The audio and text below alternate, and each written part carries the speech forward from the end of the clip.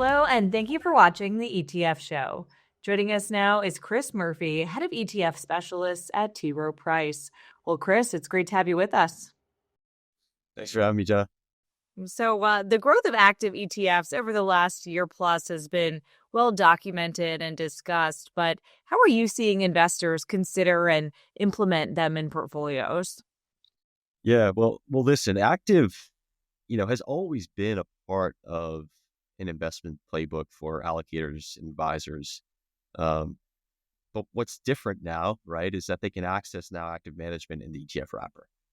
For many ETF investors addressing certain portfolio construction challenges, were really just limited to a menu of primarily passive or rules-based ETF strategies, but now they can meet those challenges or complement those challenges with active.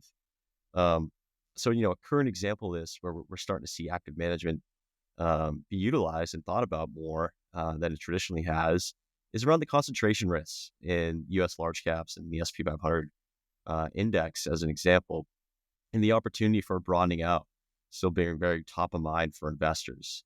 A popular way to address this dynamic or challenge has been to simply take an equally weighted approach to the U.S. large caps space, or simply maybe just add to small and mid cap stocks.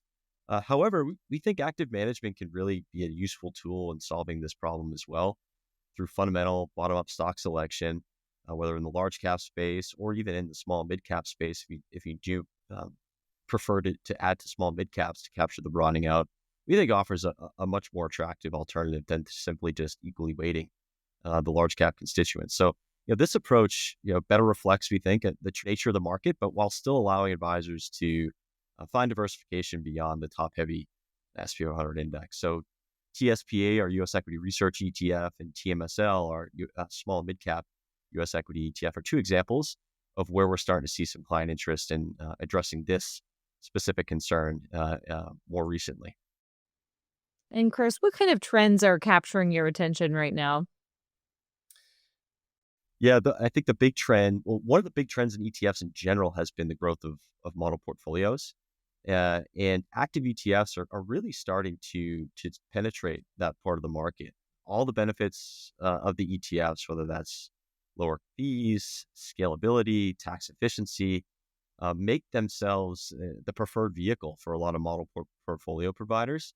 And importantly, the advisors who consume them. I think I saw somewhere that ETFs make up over half of the $6.7 trillion US model market. But for decades, these models were primarily driven with passive ETFs, especially when you look at the equity side of the portfolios.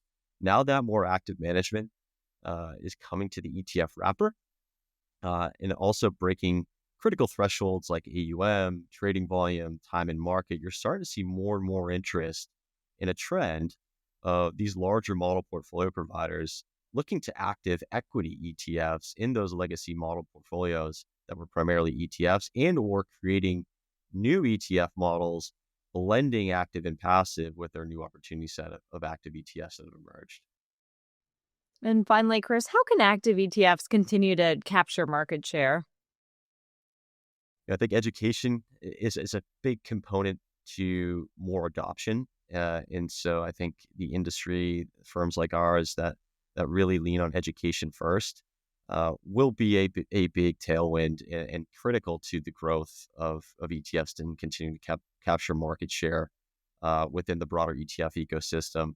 I also think that as we see more market volatility and the benefits of active coming to the forefront, you'll start to see advisors that have traditionally used passively managed ETFs look to active strategies in the ETF wrapper to maybe capture some of those inefficiencies or alpha generating opportunities that they didn't have an opportunity to up until recently. And then finally, I think as we continue to see the benefits of the ETF be more well received and recognized, more money from traditionally active mutual funds, I think, will also move to active ETFs and help capture more market share in general in the broader mutual fund and ETF market. So a lot of tailwinds.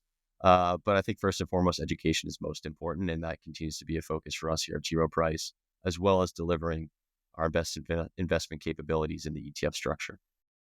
Well, really great to have you with us today, Chris. Thanks so much. Thank you, Jenna. And thank you to everyone watching. Once again, that was Chris Murphy, head of ETF Specialist at T. Rowe Price. And I'm your host, Jenna Dagenhart with Asset TV.